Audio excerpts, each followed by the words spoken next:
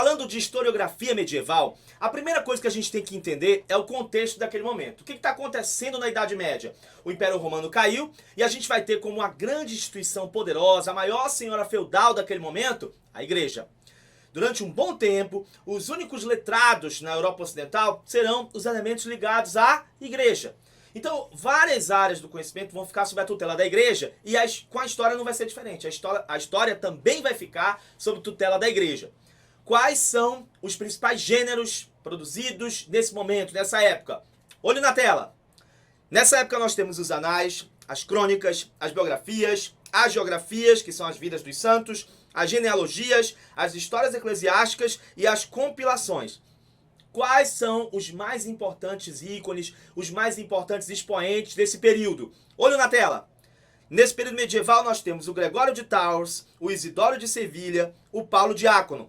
Como cronistas nós temos o Eusébio de Cesareia, o Joinville, Villani e Froissart.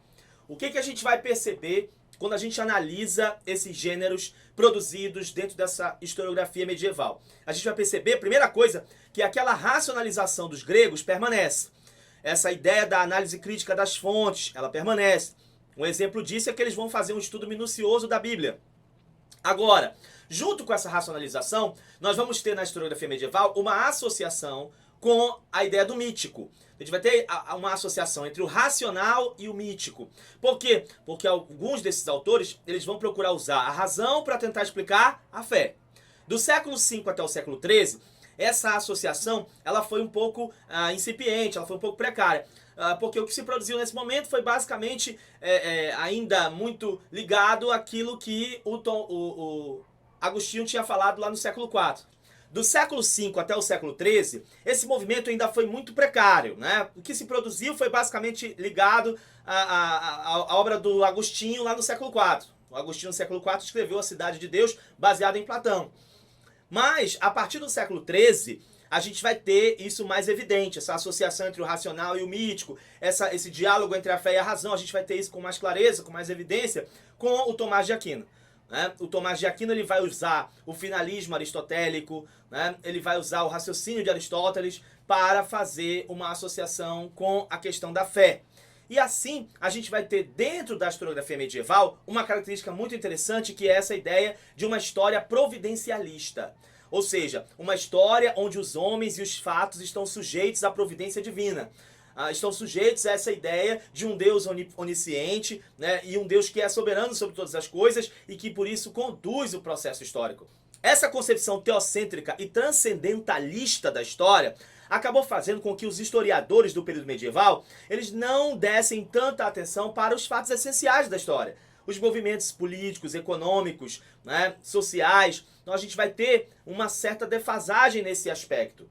Mas interessante também que nessa historiografia medieval permanece essa ideia do sábio, essa ideia da realidade como algo que é uma presença que vai ser revelada ao sábio.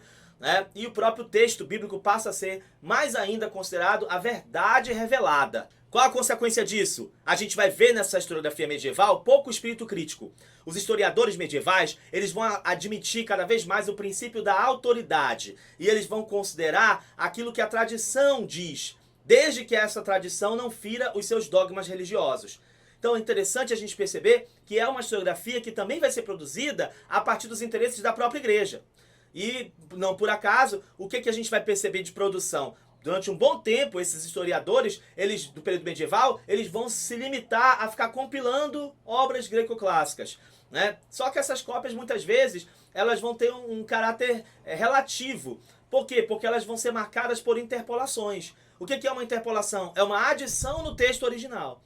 E além de fazer essas interpolações, essas adições no texto original, era muito comum, dentro dessa produção historiográfica medieval, você ter adulteração de documentos. Né? Era muito comum eles forjarem documentos, adulterarem documentos, deturparem os fatos para poder servir aos interesses da igreja. Se era para glorificar um santo, se era para glorificar um mosteiro, se era para dar mais validade para uma determinada relíquia que estava sendo venerada. Então isso eles acabavam adulterando elementos, adulterando fatos para poder construir uma história que tivesse conveniência com aquilo que lhes interessava. Um dos exemplos clássicos dessas falsificações piedosas que é como eles chamavam, né, é a Donatio Constantini.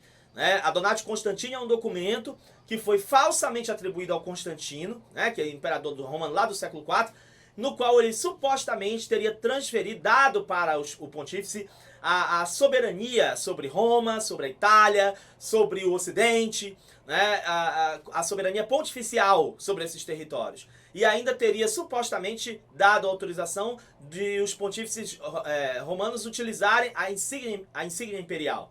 Né? Então é um documento que é falso, né, que foi forjado, é um exemplo de falsificação piedosa que muitas vezes esses historiadores medievais faziam para atender os interesses da igreja. Essa característica fez com que os historiadores do século XIV até o século XIX acabassem deixando essa historiografia medieval um tanto desacreditada, vendo, né, essa historiografia medieval como uma historiografia um tanto desacreditada. Lá no século XX é que a gente vai ter um outro olhar sobre aquilo que se produziu no período medieval, tendo o entendimento de que mesmo aquilo que foi forjado, né, sinaliza para as intenções humanas, sinaliza para os propósitos, para os objetivos, para o qual aquele documento que foi forjado foi adulterado. Então, isso também é interessante você considerar, isso também é interessante analisar. Então, a partir do século XX, você tem um outro olhar sobre essa historiografia medieval.